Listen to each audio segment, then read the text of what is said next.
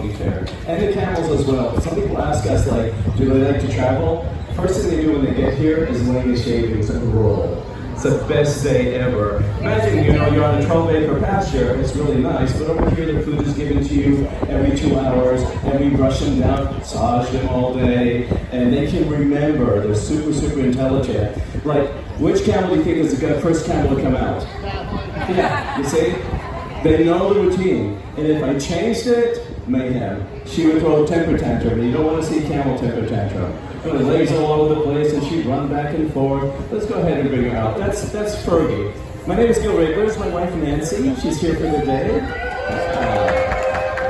It's a good day. And Nancy's going to help me with the show.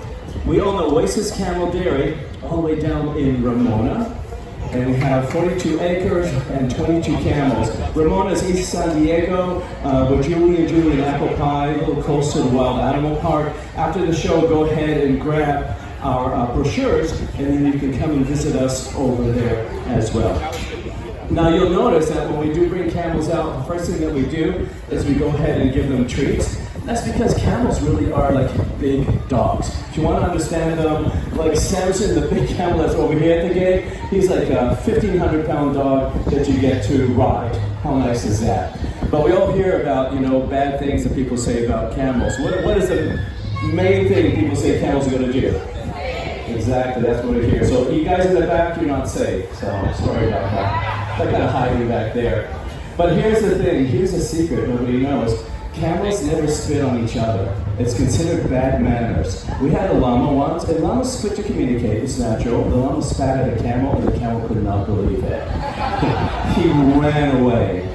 So camels don't spit on each other. They save that for people that irritate them for a long period of time. And then once they learn how to spit, it's fun. You know, so if they're bored and there's nothing to do, the camel that knows how to spit looks at the rest of them and say, look what I know how to do. And instead of watching Netflix or anything, they just go over there. There's a little bit of drama. Yeah, it's just like, I will talk about all the drama and everything that happens over there in the herd. So what happens, the camel just waits for somebody to walk in front of them and spits, and it's a lot of fun. So, weird sense of humor. But they really are amazing animals. Super intelligent, super, super sensitive animal, you know, a lot of communication. But when they know that you have their back, and that's from routine saying, and you're trying to keep them safe, they love you. Our camels go into nativities with us, into churches, and they have no problem. They just want to follow you in there, get some treats, and come out and can't wait to do it again. But besides that, these animals flourish in the harshest environment known to mankind. Imagine the desert, not a lot of water, not a lot of food, super hot. Camels have no problem with that. In fact, Australia imported 25,000 camels in 1860, and they just let them out into the wild. Now they have 1 million feral camels. They flourish, they just keep breeding, and they do really good in that area. And why do they do so good? Well, one thing is a camel like Fergie can go 2 weeks without drinking any water. Now imagine the hottest day you've ever experienced in your life. You know how we have our little gallon of water, we're drinking all the time, we're making sure we're hydrated. 14 days, no water. They lose 25% of their body weight in water, and when they find it, it's like maybe 25 or 30 gallons, they drink it up in 5 to 10 minutes and keep going. And I've seen camels go to an oasis, and after they drink, they look like big balloons. I mean, they're full of water, like there's 30 gallons they're carrying around. 20 minutes later, it disappears, and it's absorbed into their bloodstream. Where does it go? It goes into the red blood cells. Our red blood cells are round, they don't change shape. Her red blood cells are oblong, like balloons. So when she goes without water, they smush down, and once they drink water, they fill up again with water. Now I say her when I talk about Fergie or our camels, these are American camels, big difference. If they don't have water for 15 minutes, they're like, hey, water, you know, we have a union, we need our water right now. So this is very different. Don't think that we just take the water away for 14 days and just watch to see what they do. They always have water with them. Now, there are more things. We're going to talk about a few more things also. When it's hot out, what do our bodies do to cool down? What are we doing? We're sweating, exactly. We're sweating because our bodies have to stay at 98.6 degrees. So drinking and sweating. Camels can't afford to lose all that water. So what they do is they let their body temperature rise. hey honey, we can move her back over here. It's like, look at her, she licked it clean. It's not like eating, it's like she licked all the sides and made sure she got like every little crumb. There's your bucket right there. There you go. So in the morning, Fergie over here was 98.6 degrees. I was just kind of feeling Samson. His body temperature is around 100 or 101. On a hot day, the camel's body temperature goes all the way up to 107 degrees. Doesn't even bother them. 107 degrees. And on a cool night after a hot day, you go to your camels and you touch them and you feel them and they're red hot. They're exuding all this heat. Next morning, 98.6 degrees again. There's so many more amazing functions that they have in their body that help them, and we'll talk more about that when we bring out Samson. I do want to talk a little bit about this girl, because you can see she has a little bit of fuzzy hair on her back, and then back behind her neck over here. Oh, this is part of my show. She's here. Anyways, so she said, like Fergie's looking at it, yeah, but that was supposed to be on your neck. So camels shed in the winter, in the summer. In the winter, they grow a really thick winter coat that keeps them nice and warm. And even when it snows at a dairy, they don't care. They walk out in the snow and they eat the snow. In the summer, they want to get rid of that winter coat, so they shed it. You can just pluck it off. And this right here, it has some shavings in it, but it's very, very soft, like down material and very light. It's 7 times warmer than cotton. What happens is that you get it spun, and we pull it off, but you can see she has like these long hairs left over here on her hump. This is guard hair. This is what holds the sock down in place, and then you can just pull it off like that. And whenever you see the nomads in their tents in the desert, this is what they make the ropes. Hi there. This is what she's really interested in the show. So this is what they make the ropes that hold their tents into place. You don't want to eat that. I don't have treats. She's being very, very affectionate and sweet. So they make really tough ropes out of these to hold their tents. Everything with the camels, they go ahead and they use. Now we are dairy, we do milk our camels. We started milking camels about 25 years ago before anybody else in the United States. We actually just fell in love with camels and wanted to do something really special with them. And we found out the camel milk had insulin in it. We said, wow, that's great, let's start a camel dairy. We didn't know this. There's a lot of work going into it, and we're going to explain right now why. When you look at our display here, you see that there are 2 mom camels, and they have 2 babies with them. The terminology is cow and calf. So we have 2 calves and 2 moms, 2 cows. Now the reason is that in the camel dairy, the babies have to be with their moms. You can't remove them. If you remove the calf, you don't get any milk. I can't go to a camel and say, give me your milk. She won't do that. Cows, you can do it. Even goats, you can do it. You just bring them in and you milk them. Camels are totally different. So in a moment, we're going to bring out, you can go ahead and take it back in if you like. Thank you. Let's give Fergie a big hand. She's so new to this. In the beginning of the fair, she didn't want to come out. And then she realized she had treats. She's like, she didn't want to go back out. You know, she didn't want to go back to the pen. And then when she went in the pen, she didn't know what show times were. So she turned around and she said, let's do it again. And the other camels are smart enough that at the end of the show, they just go lay down, sleep for 2 hours, and then get up for the show. So you can see Lily's already getting into her position over here. We're going to bring it out. When you look at it, you can see that Lily has these stakes and straps on her. There's a cover on her udder. It's something that we saw on Discovery Channel. The nomads have made this udder cover, or camel bra as they call it, so the baby doesn't get all the milk out in the desert, and they can share in the milk production and promote it. So what we're going to do is we're going to bring her out and then untie it, and then the baby should go and stimulate the mom. The baby has to ask for milk. The mom has to smell it and decide to give milk, and only then does the process start. You can't force it. You can't go, okay, come on, this is what we're doing. You have to let them do the whole thing. Now, once the milk is available, here's the big thing. It's only available for 90 seconds at a time, and that's it. 90 seconds. You know, we thought we can only get enough milk for a cup of coffee, you know, but you can get a gallon of milk. Camel has 3 gallons up in her udder, so when we're done milking, the calf goes to the cow and says, hey, I want some milk. I had grain, but I would like some milk. She drops it again for the calf, and he gets all the milk he wants, and that's how we share in the milk production. We can never get all of her milk. You can go ahead and get it now, thank you. We can never milk a camel and just like strip it and get all her milk. Want to get a little bit of it, and then the baby gets everything he wants. And if you look at the humps on our baby camels and see how big they are, that's fat, and that all comes from mother's milk. Now see, Samson wants to come out, but you're going to see Samson's going to be very, very gentle because he knows it's not his turn.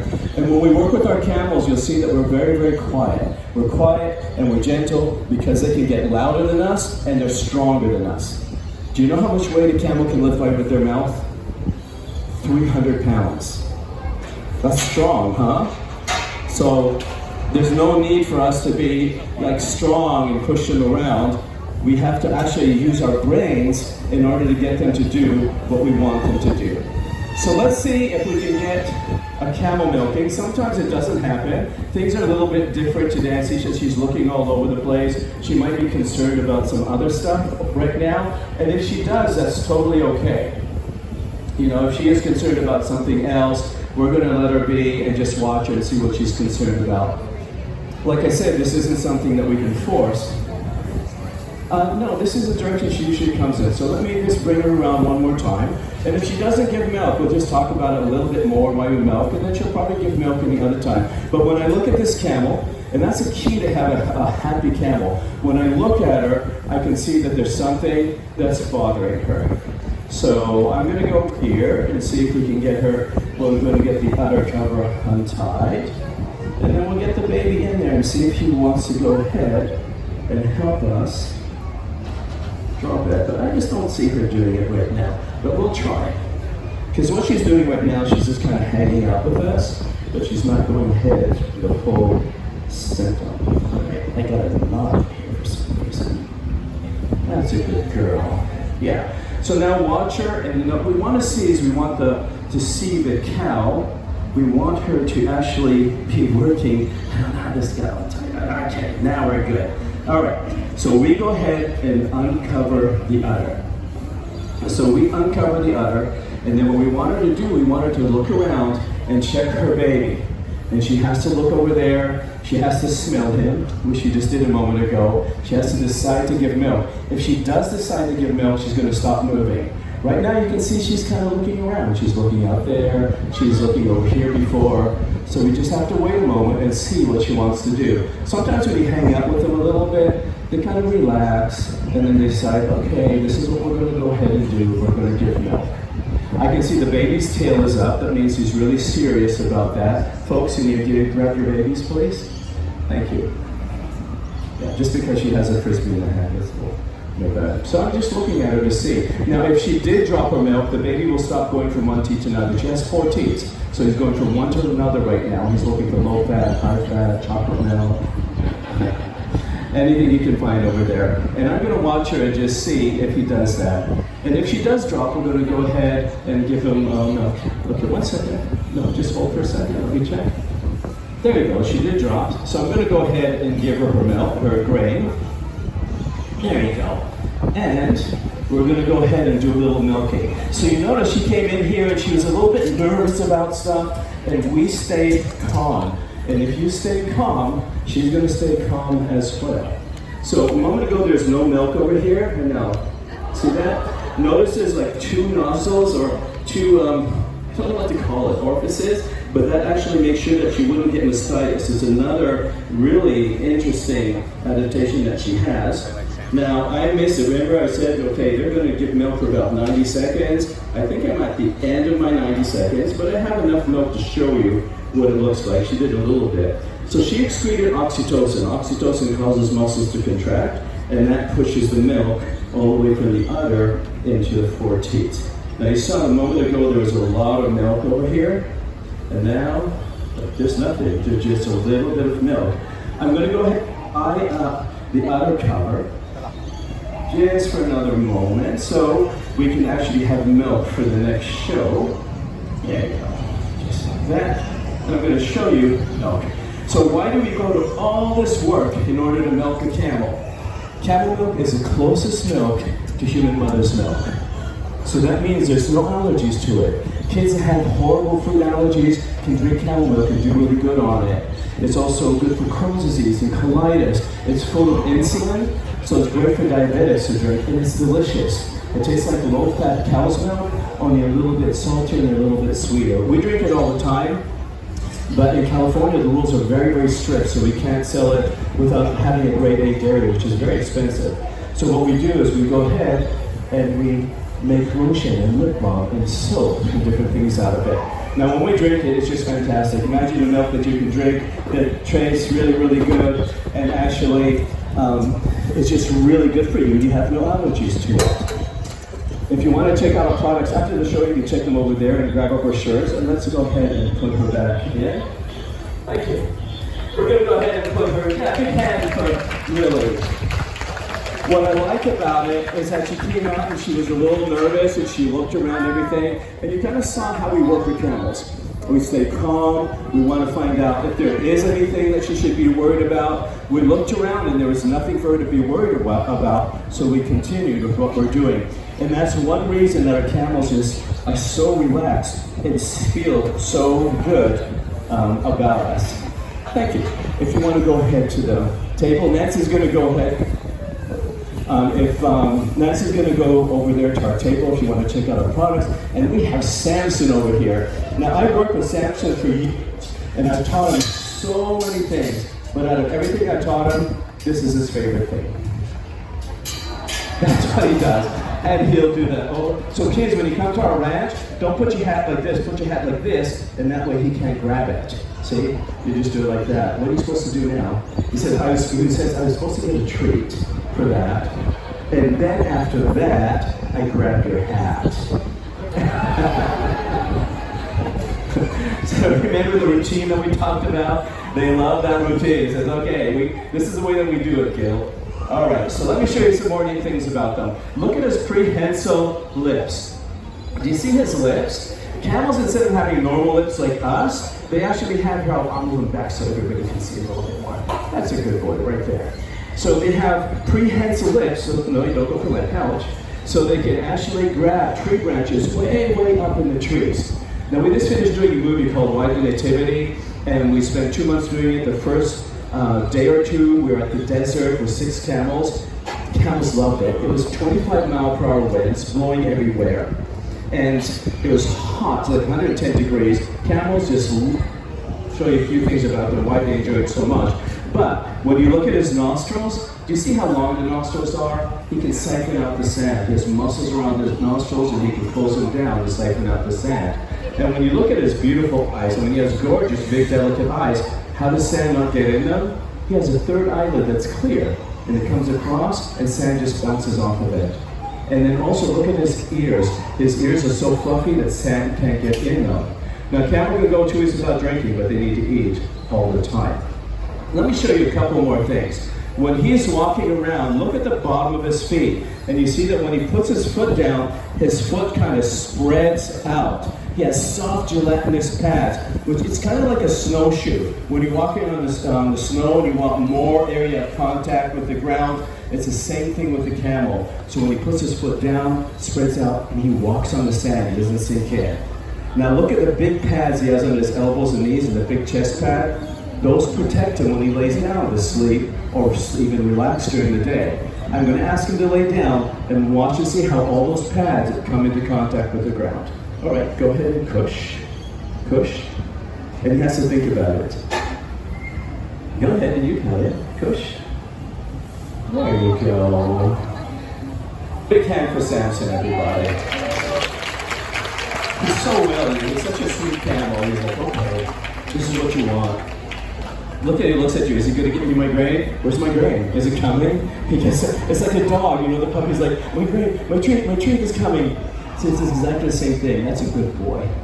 Do we have any questions we can answer about camels? Anything you guys would like to know? They live 35 years. Do you guys know there are 2 hump camels and 1 hump camels? Yeah. When you breed them together, what do you get?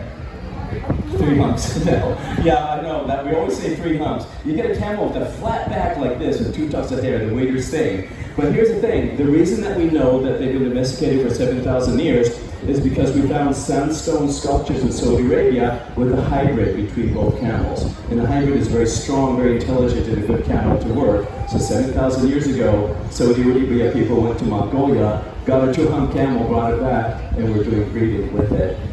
Any other questions? Answer. Yes? What do camels eat? Camels are vegetarian. They're browsers, which means that they eat grass, bushes, and trees. And once a week we cut tree branches for these guys, and they'll eat pepper tree. I tasted it, it doesn't taste good. They love pepper tree, eucalyptus, olive trees, all that kind of stuff.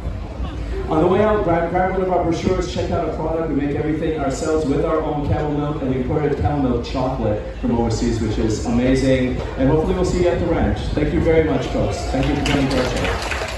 Okay, have a great day. Thank you. And I'll answer your questions right over here.